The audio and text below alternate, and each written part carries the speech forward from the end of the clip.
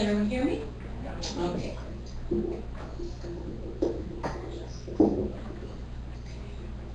So, my book is a memoir. It's titled Perfection, and it is about 2 years of my life that were basically everything just came to a crashing halt, and I had to start all over again. And I'm going to first read a few pages just from the very beginning of the book, and then those of you who have questions, I hope you'll ask me your questions. So, the book begins on January 8th, 2003, and it was, as I recall, about 1 in the afternoon. It happened like this: Henry's footsteps on the old wooden floorboards, the toilet flushing, more footsteps, perhaps on the stairs, silence, then the thud. I was working downstairs in my office on a bitterly cold Wednesday afternoon. My workspace was an enclosed sun porch off our living room, the small paned windows on 3 sides framing a view of the snowy hills across the road.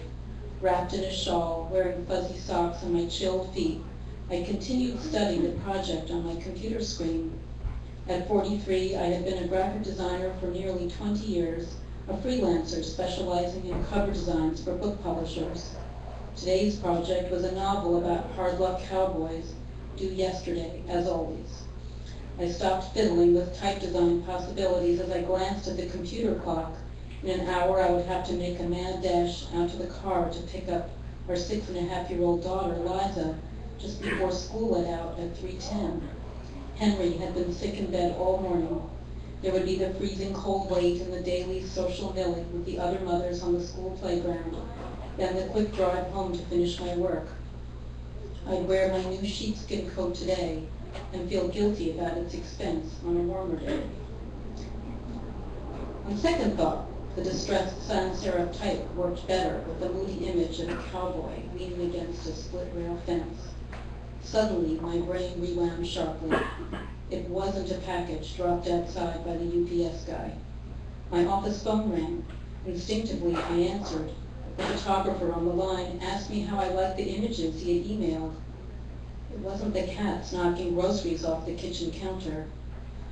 I can't talk now. Something bad is happening. I ended the call abruptly. The rooms were silent as I ran up the stairs, calling for Henry. 2 of our 4 cats skittered out of my way, their nails clawing the wooden shreds. The bedroom was empty. I raced back down to the stairs. I found Henry on his back, spread-eagled on the kitchen floor, his head a few inches from the oven broiler. He was still breathing. His body was silhouetted against the sea blue of the painted floorboards. I imagined a police chalk drawing of the outline of a victim at a crime scene. I was overcome with the feeling that I was in the scene and watching the scene on television, an opening sequence of an episode of 6 Feet Under, our favorite show that year. Usually, some minor character dies in the first 5 minutes. Henry inhaled a shallow breath, small dribbles of saliva on his curved lips, the skin on his face now sallow and ashen. He exhaled with a feeble sigh. His eyes flickered half open. I spoke to him to let him know that I was there with him, but for once in our life together, he could not speak back. A long, elastic minute stretched out and snapped. Is this when people call 911? Or is Henry going to sit up and tell me to stop fussing, like he did yesterday after he passed out? This must be the same thing. He came in after taking the garbage out and fell flat on the floor. The doctor said all the tests were normal.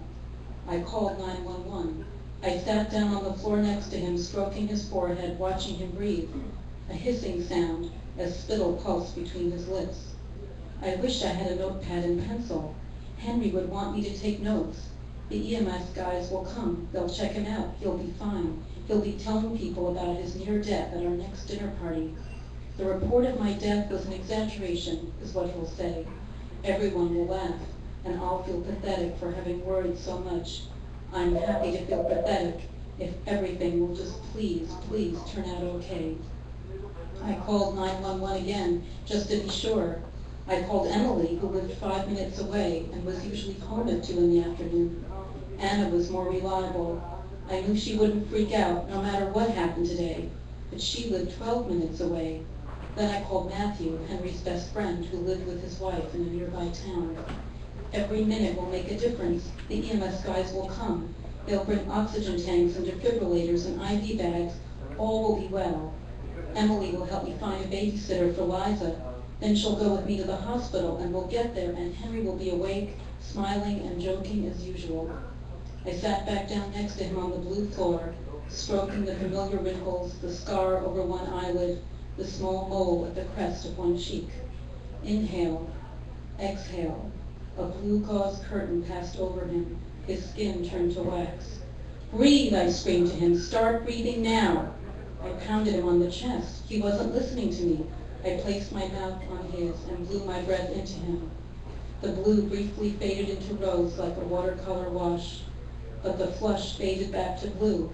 He was still the man who for 16 years had loved me, driven me crazy, fought with me, fed me, made love with me, made a baby with me, exhaled one last breath, the air I had blown into his lungs.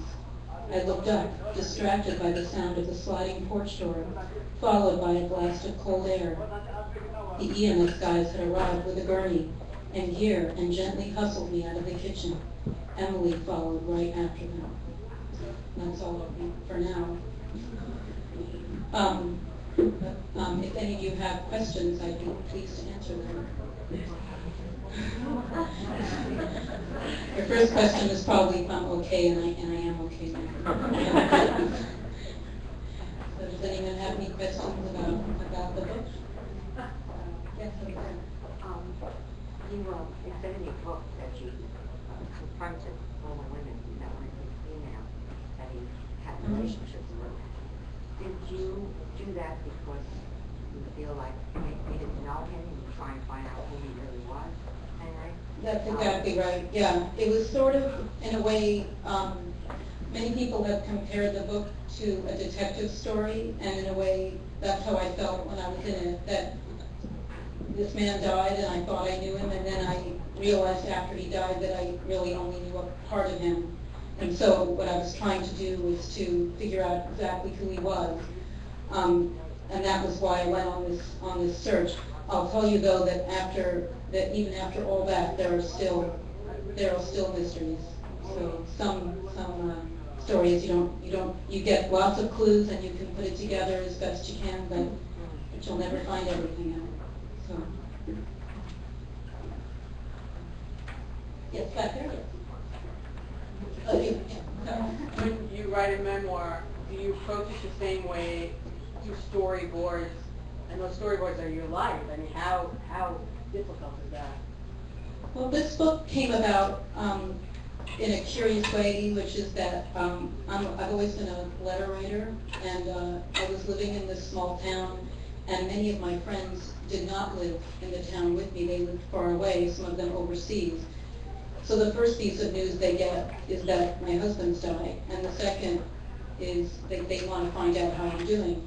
So pretty much every day for the first few months, I would get frantic emails from friends and phone calls. So what I started doing was writing one long email a day, and whoever sent me a note on that day got that. And then I saved them. And that became, I'm grateful I had it, because that was essentially like keeping a diary. And I used that then when I decided to write the book, I used that as the raw material. But it's interesting, I attended a talk recently given by the writer Hope Edelman, who's written some memoirs as well. And she talks about how when you write a memoir, at a certain point, as you become distant from the events that you're writing about, you become a kind of a character in your story. So the me that woke up, lived through those moments on January 3rd isn't the me that's standing here in front of you now. So you sort of look back and you see that you've become a character, and to create a story that people can read, that will have a story arc, you do have to do some shaping and crafting and putting it all together while staying true to, of course, the events that happened.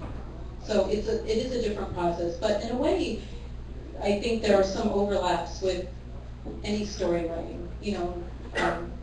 the story we just heard, is a story of economics, and we tried to make a book that will be enjoyable and readable, but it's the same as when you're trying to write any gripping story. So I hope that answers. Anyway. When you Yeah. discovered everything that happened, unbeknownst to you, were you very hard on yourself? How could I have missed that? How could I have been blind? Or so blind, or did you think, well, maybe it was a form of a defense mechanism, and then I really did, on a certain level, realize that there were problems, but I just kind of glossed over them because I didn't want to confront the truth?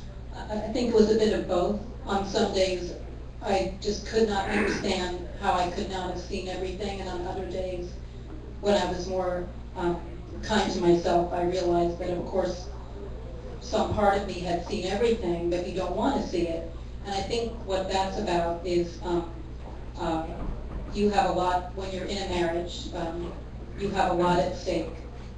Especially you have children with somebody, you really want that relationship to work. And especially where I was living and the kind of life I had a lot at stake in making it seem perfect, which is how I chose the title, sort of the irony of what happens when you try to make everything look perfect on the surface.